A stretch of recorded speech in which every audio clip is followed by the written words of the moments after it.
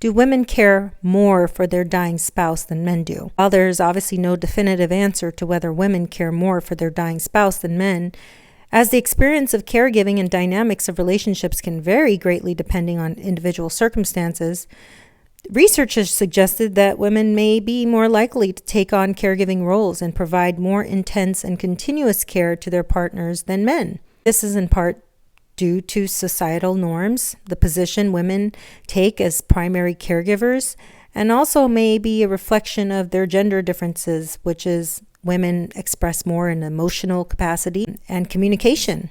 Studies have shown that women tend to spend more hours per week providing care to sick or dying spouses and may even experience higher levels of stress and burden as a result. It is important, though, to note that caregiving is a complex issue.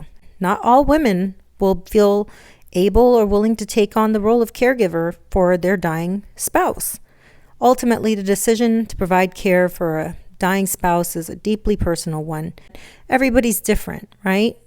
Some people just can't handle seeing their loved one ill. Big thing I wanted to point out from this story of Wolfgang Porsche, 79, who has filed divorce from his wife Claudia, is that divorcing somebody while they have some sort of ongoing illness, especially something like dementia, can it be illegal?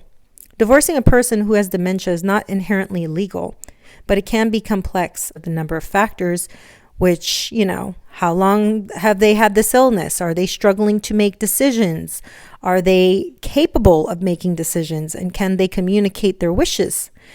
Did they have a will? Did they have a prenup? All of these things have to come into consideration. In some cases, divorcing a spouse with dementia might just be seen as unethical or morally questionable, but it depends on the situation of that couple, particularly if the person with dementia is not fully able to understand or participate in the decision-making process.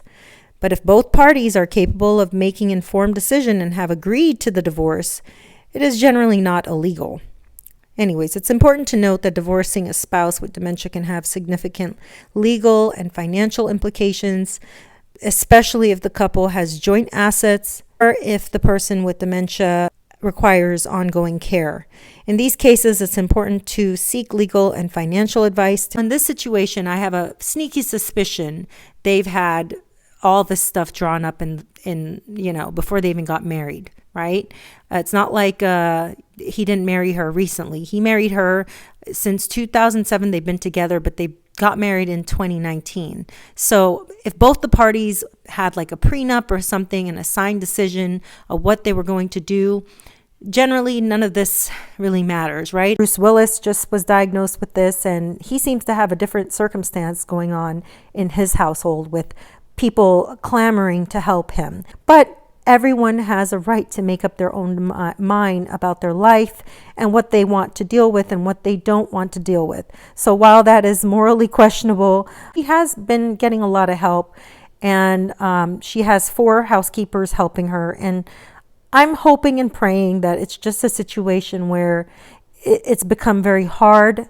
And, if you ever had somebody with dementia, you would understand how difficult that disease is. And in some cases, maybe he just felt this was the best thing to do for his own mental state. So I wish him and her the best.